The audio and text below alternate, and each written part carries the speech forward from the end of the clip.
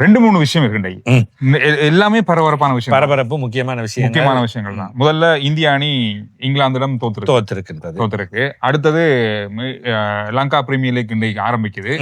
ரோஹித் சர்மா நான் வரப்போறேன், ஞாயிற்றுக்கிழமை ஓய்வு வரப்போறாரு என்று சர்வதேச ரீதியில ஊடகங்கள்ல பேசப்படுது. முக்கியமான இந்தியாவுடைய ஊடகம் ஒன்று செய்தியை வெளியிட்டிருக்காங்க. இது எல்லாமே ஒரு பரபரப்பா இருக்கிற விஷயம். முதல்ல எல்பிஎல் பற்றி பார்த்துட்டு சம்பவங்களுக்கு போகலாம். எல்பிஎல் ஆரம்பிச்சு எல்பிஎல் பற்றி சந்தோஷமா தொடங்குவோம்ன்றவே எல்பிஎல் சர்ச்சையா ஆரம்பிச்சிருக்குது. இன்றைக்கு ஒரு சற்று நேரத்துக்கு முன்பு ஊழல் தொடர்பாக, அதுவும் போட்டி நிர்ணயம் தொடர்பான ஒரு கைது நடவடிக்கை இடம்பெற்றது. லங்கா பிரீமியர் லீக் எல்பிஎல்லின் ஜெஃப்னா கிங்ஸின் உரிமையாளர் ஒருவர், இணை உரிமையாளர் ஒருவர். இவர் ஒரு கிரிக்கெட் வீரர் சந்திர.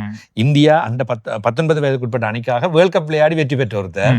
அவர் தான் இந்த ஜெஃப்னா கிங்ஸ் அணியை வாங்கியிருந்தார். அவர் இன்று அதிகாலை அவர் தங்கியிருந்த நட்சத்திர ஹோட்டலில் வைத்து கைது செய்யப்பட்டிருக்கின்றார்.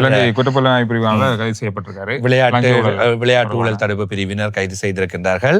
ஒரு வீரருக்கு இப்ப கிட்டத்தட்ட 10 லட்சம் ரூபாய் அளவிலான பணம் கொடுக்க முற்பட்டார். அதனை அந்த வீரர் கம்ப்ளைண்ட் செய்ததன் மூலமாக, முறைப்பாடு செய்ததென்ற அடிப்படையில இவர் கைது செய்யப்பட்டிருக்கிறார். சிக்கல் இது நடக்கிறதே பெரிய ஒரு அக்க போரா இருந்து நடக்குமா நடக்காதா? இந்த வருஷம் நாளைக்கு ஏப்ரல்லே நடக்கிறது வேர்ல்ட் கப் நடந்த வரையா தள்ளி அது அப்படி இப்படி தள்ளி போய் மாதிரி 2024 நடந்து 25 நடக்க இல்லை. இந்த மாதிரி ஏகப்பட்ட சிக்கல்களுக்கு இது முதல் நாள்லயே நடக்க போகுது. ஆனா ஸ்ரீலங்கா கிரிக்கெட் ஒரு நோட்டீஸ் ஒன்று வெளியிட்டு இருந்தாங்க. அவங்களோட உத்தியோக பேஸ்புக் பக்கத்துல பார்த்தேன். இந்த ஊழல்கள், இந்த மாதிரியான அணி நிர்ணயங்கள், போட்டி நிர்ணயங்கள் எல்லாமே முற்றுமுழுதாக இல்லாம செய்யக்கூடிய, அது இல்லாமல் பயணிக்கக்கூடியதுதான் ஸ்ரீலங்கா கிரிக்கெட். எனவே அதுக்கு உடந்தையாக இருக்கிற இவராக இருந்தாலும் அதுக்கான சட்ட நடவடிக்கை எடுக்கப்படும். இந்த விஷயத்துல எல்பிஎல் போட்டியினுடைய ஆரம்பம் எந்த வகையிலும் பாதிக்காது. போட்டிகள் திட்டமிட்டபடி நடக்கும். அதுல எந்த மாற்றமும் இருக்காது, எந்த ஒரு பிரச்சனையும் இல்லை அப்படின்றத சொல்லிடுறாங்க. இது கிட்டத்தட்ட ஒரு ஈவென்ட் மேனேஜ்மெண்ட் தானே சந்திர. அதாவது ஸ்ரீலங்கா கிரிக்கெட்டும் இதை ஏற்பாடு செய்வது ஸ்ரீலங்கா கிரிக்கெட் அல்ல, ஐபிஜி நிறுவனம் தான். அவர்கள் தான் ஏற்பாட்டாளர்கள், இதை செய்கின்றார்கள். அவர்கள் அனுசரணையாளர்களை வாங்குகிறார்கள். ஸ்ரீலங்கா கிரிக்கெட்டோட ஆதரவோடு இது நடைபெறுகிறது. இது வருமானத்தின் மூலமாக இல்லை ஸ்ரீலங்கா கிரிக்கெட்டுக்கு ஒரு கோடிக்களவிலான ஒரு பணம் வழங்கப்படுகிறது, அவ்வளவுதான். ஏனைய ஏற்பாடுகள் யாவுமே அந்த இன்னொரு நிறுவனம், அனில் மோகன் நிறுவனம், எல்பிஜி குரூப், ஐபிஜி குரூப் அவர்கள் தான் ஏற்பாடு செய்கின்றார்கள். எனவே இது அவருக்கும் இந்த இவ்வாறானவர்களுக்குமான பிரச்சனை. ஊழல் நடந்ததுன்னா சட்டம் தன் கடமையை செய்யும். அதனாலதான் இது வருஷம் நடக்குது. யாராவது ஒரு பயப்புள்ள 2 பயப்புள்ள ஏதாவது ஒரு விஷயத்தை செய்து மாட்டிக்கொண்டு திசையை திருப்பி விட்டு. ஜெஃப்னா கிங்ஸோட சில பிரச்சனைகள் கடந்த நாட்களில் நடந்து இப்ப அணியினுடைய உரிமை மாறி இருக்கு, அணி வாங்கியவர்கள் மாறி இருக்காங்க, பழைய நிறுவனம் இல்லை இப்ப இருக்கிறது, புது நிறுவனம் ஆகிட்டா வாங்கின வரத்திலேயே பிரச்சனை. அது மாதிரி ஜெஃப்னா கிங்ஸ் ஒட்டுமொத்தமா பிரச்சனை தானாம் அறிய முடியுது.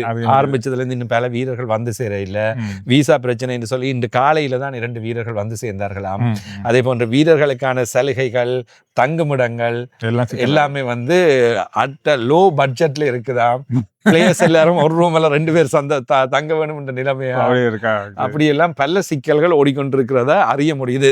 சரி, அது ஒரு பக்கம் ஓடட்டு. நீங்க நீங்க ஏதோ விளையாடி தள்ளுங்க. 5 அணிகள் நான் பேப்பர் எல்லாம் பார்த்து தான் வாசிப்பேன் சந்திரு. ஏன்னா இது காலது மாறும்போது ஞாபகத்துல வச்சிருக்கிறாரு. 5 அணிகள். ஐபிஎல் எத்தனை வருஷமா, 20 வருஷமா, 18 வருஷமா நடக்குது. யாவது 1 வருஷம் 2 வருஷம் 1-2 பேரு மாறி இருக்கு. இது வருஷம் எல்லா டீமோட பேரும் மாறினா நாளைக்கு சில மாறும், பேர் கூட மாறலாம் அணிந்த பேர். அதனால இந்த முறை Colombo Caps, Dambulla Sixers, Galle Gallants, Jaffna Kings, Kandy Royals, இந்த 5 டீம். ஏதோ அந்த முன்னுக்கு இருக்கிற டீம் அந்த இடங்கள்ல பேர் மாறி இல்ல. கொலம்போ கேப்ஸ் குஷல் மெண்டிஸ் தலைவர், Dambulla Sixers Dinesh Chandimal, Galle Gallants Dasun Shanaka, Jaffna Kings Bhanuka Rajapaksa, Kandy Royals Angelo Matthews.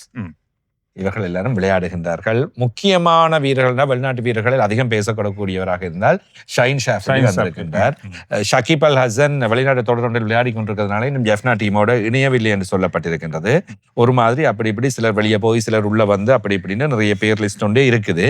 இதெல்லாமே விளையாட போட்டிகள் ஆரம்பிச்சு நடைபெறத்தான் எங்களுக்கும் பாடம் வரும், உங்களுக்கும் பாடம் வரும். பார்க்கணுமான்ற எண்ணமும் வரும், பார்க்க கூடாது என்ற எண்ணமும் ரெண்டும் வரும். முடியுமா?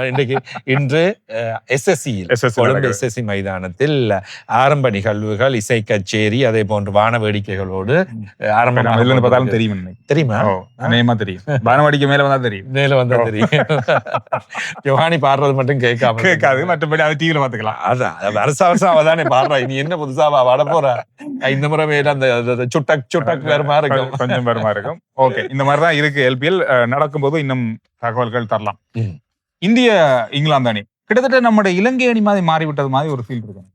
டீம் செலெக்ஷன்ல பிரச்சனை இருக்கத்தான் செய்யுது. டீம் செலெக்ஷன்ல வந்து இப்ப என்னதான் எக்ஸ்பீரியன்ஸ் பிளேயர்ஸ் தான் இருந்தாலும், அந்த நான் சொன்ன அண்டை மேட்ச்லயும் சொன்னேன், வாஷிங்டன் சுந்தர், மற்ற சிவம் தூபே, இவர்கள் எல்லோரையும் அணிக்குள்ள கொண்டு வந்து சரியா பாவிக்கப்பட இல்லை. சில பந்து வீச்சாளர்கள் பிரார் என்ற ஒருவரை கொண்டு வந்திருக்கின்றார்கள். அவர் என்ன செய்கிறார்ன்றது 2 விக்கெட் எடுக்கிறார். ஆனா வாரம் போறவன அடிச்சுட்டு போற மாதிரி பேட்டிங் கிரவுண்ட்லயே ரன் அடிச்சு, போலிங் கிரவுண்ட்லயே ரன்னை தூக்கி கொடுக்குறார். அப்படி கிரிக்கெட் டீம் தானே, இன்டர்நேஷனல் லெவல்ல நாங்க வந்து நேஷனல் டீம்ல ஆடுறோம்டா ஒரு செலெக்ஷனே தவறா இருந்தா பிரச்சனை. இது 2-3 செலெக்ஷன்ஸ் பிரச்சனையா இருக்குது, உபாதைகள் பிரச்சனை. இப்படி இந்தியா அணி ஏதோ வகையில தடுமாறி நேற்று 243 ஓட்ட தான் பிறக்கடிச்சது. அப்பவே தெரிஞ்சு போன போக 300க்கு மேல அடிக்கிற வாய்ப்பு இருந்துச்சு, தாராளமா தெரிஞ்சது. இடையில இங்கிலாந்து அதை கட்டுப்படுத்திட்டாங்க. ஆனால் நேற்றைய நாள்ல ஒரு கட்டத்துக்கு மேல ஆரம்பத்துல கொஞ்சம் இந்திய அணி கட்டுப்பாட்டுல வச்சிருந்தவங்க தான் இல்ல, முதல் விக்கெட்டையும் எடுத்ததோட போட்டி கொன்றுக்கு வந்தது. 4வது விக்கெட்டுக்கு பிறகு அவங்களால கட்டுப்படுத்த முடியாம போனது. அது ஒரு பெரிய சிக்கல். இந்த ரன் காணாதுன்றக்குள்ள சின்ன ரன்னை வந்து நார்மலா எப்படியுமே கொண்டு போயிடலாம். என்னதான் போலிங் பிச்சா இருந்தா கூட அது அந்த அளவுக்கு இந்தியாவோட போலிங் அட்டாக் இருக்கே இல்ல. இந்தியாவோட போலிங் அட்டாக்ல பிரச்சனை இருக்கு சொன்னது. T20லயும் இதுதான் பிரச்சனை. பும்ரா வந்தாலும் கூட மெட்ட பக்கத்து அட்டாக்ஸ் பிரச்சனையா இருக்குது. பேர் சொல்லக்கூடிய இந்தியாவின் பல முக்கியமான பந்து வீச்சாளர்கள் புவனேஸ்வர் குமார், முகமது ஷமி போன்றவர்களை வயது போய்விட்டது என்று ஒதுக்கி விட்டார்கள். இன்னும் சிலர் இல்லை, ஹார்திக் பாண்டியாவுக்கு உபாதை. இப்படி பந்து வீச்சில் எங்கேயோ அந்த பெயர் சொல்கின்றவர்கள் மிஸ்ஸிங் இருக்கல. அவங்க இருந்தா தான் இந்த டீம். ஒரு நாள் போட்டி என்றது கொஞ்சம் வித்தியாசம். T20 விட பெரிய வித்தியாசம். இந்திய அணி இன்னும் ஒரு நாள் போட்டியில தடுமாறி கொண்டு, அது இங்கிலாந்துக்கு எதிராக தடுமாறுறது இல்ல. நம்பர் 1 டீம் வேற, முதலாவது இடத்துல இருக்குது. வேர்ல்ட் கப்ல ஃபைனலுக்கு வந்த டீம் இந்தியா. அப்படி ஒரு அசுர பலமா இருந்த இந்தியாவில ஆட்டம் காண்கின்றது, ஷேக் ஆகின்றது என்பது எங்கே அந்த அடிப்படை பிரச்சனை இருக்கின்றது. இதை கண்டுபிடித்து சீர் செய்யவே வேண்டும். அது இந்தியாவிற்கு கட்டாயமா. ஒன்று கொண்டு ஞாயிற்றுக்கிழமை நடக்க போறது இறுதி போட்டி. அது ஒரு வழி நல்லதா. ஏன்னா 1 தோத்து 1 2 போடு இல்ல. இப்ப எப்படியுமே என்னுடைய எதிர்பார்ப்பு வந்து இந்தியா 2, இங்கிலாந்து 1, 3 மேட்சையும் இங்கிலாந்துல வச்சு தோக்கும்ன்றத நாங்க எதிர்பார்க்க. நாங்க முதல்ல சொன்னோம், இங்கிலாந்து 3 போட்டியையும் இந்திய அணியால வெல்ல முடியாது. அதுல மாற்றம் இல்ல. 2 போட்டியை வென்று இந்த தொடர வெல்ல வாய்ப்பு இந்தியாவுக்கு நிறைய வாய்ப்பு இருக்கு. கடைசி போட்டி லோர்ட்ஸில் நடைபெற போகின்றது. இந்திய அணி வெற்றி பெறும் வாய்ப்புகள் இருப்பதாக எதிர்பார்க்கப்படுகின்றது. இதற்குள் தான் இன்று அதிகாலையில் இந்தியாவின் ஊடகம் ஒன்று சர்ச்சையை கிளப்பி விட்டிருக்கிறது. ஆமாம், முக்கியமான ஒரு வீரர் ரோஹித் சர்மா விடைபெறுகிறார் அப்படின்ற ஒரு தகவல் இந்த இந்திய அணி தோட்டத்தையும் தாண்டி அதுதான் பெரிய இல்ல. அதுதான் சில வேளைகள்ல இந்திய அணியிட இந்த விஷயங்களை மாத்தி வர்றதுக்காக இந்த விஷயங்கள் நடக்குதா, கடைசியில ஒன்றுமே இல்லாம ஞாயிற்றுக்கிழமை இது ஒரு ஃபேக் நியூஸ்ன்ற மாதிரி போய் முடிஞ்சிருமா தெரியல. ஆனா அந்த ஊடகம் சொல்லியிருக்க விஷயம் உள்ளூர் தகவலின் அடிப்படையில், அதாவது உலக தகவலின்படி ரோஹித் சர்மா 2027ஆம் ஆண்டு உலக கிண்ணத்தில் இல்லை, அவர் கணக்கில் எடுக்கப்பட மாட்டார். சேர்த்துக் கொள்வதா இல்லையா என்பது முடிவில்லை.